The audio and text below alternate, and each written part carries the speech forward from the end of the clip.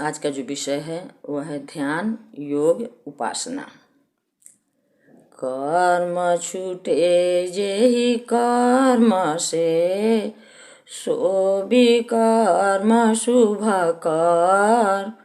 जिज्ञासु आश्रय रहे, सेवा करत विकर।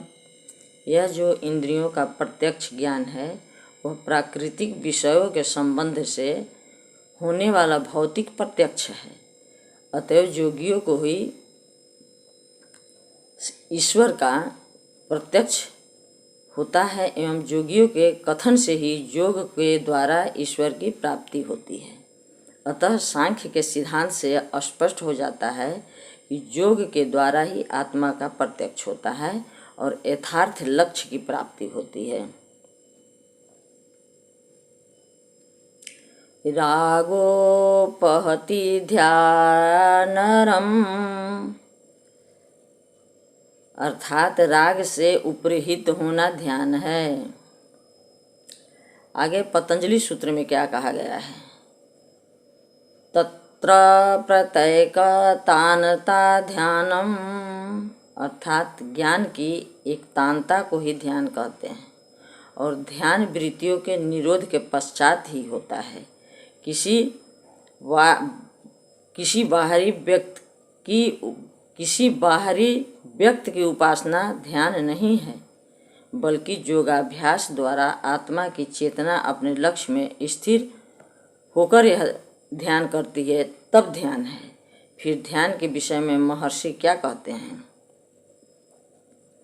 ध्यानम निर्विषयम मन, अर्थात मन के निर्विषय होने पर ही ध्यान होता है। मन में ध्येय के अतिरिक्त कोई विषय न रहे वही ध्यान है। बहिर्मुख ज्ञान को अंतर्मुख करने के बाद ही यथार्थ ज्ञान की सिद्धि या उपासना हो सकती है। अतः योग साधकों को प्रथम आवश्यक है कि अपने मन को विषयों से रोककर अपने साधन सिद्धांत में अग्रसर हों। एक स्थल पर जहाँ संदेह होता है कि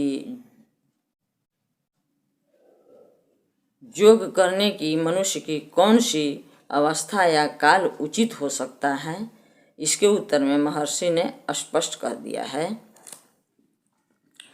न काल नियमो वामदेववत,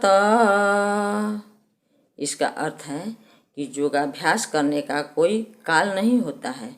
हर एक समय में एवं बाल, किशोर, तरुणादि हर एक अवस्था में पूर्ण अधिकारी होने पर योगाभ्यास किया जा सकता है।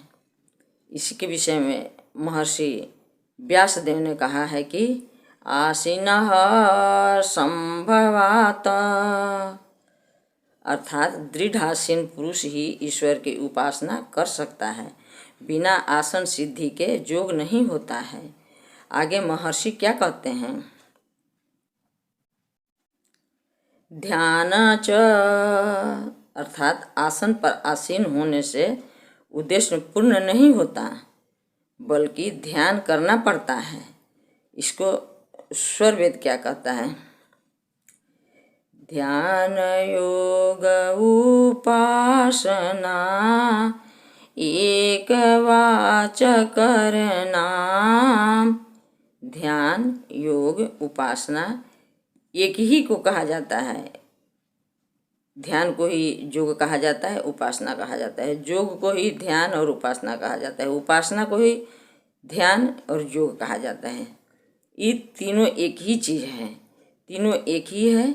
और यह जो है वह समर्थ सद्गुरु, ब्रह्मनिष्ठ सद्गुरु के द्वारा ज्ञान प्राप्त कर यानी जानकर योग साधन करने पर ब्रह्म की प्राप्ति होती है। इतना ही कहकर सद्गुरुदेव भगवान की जय।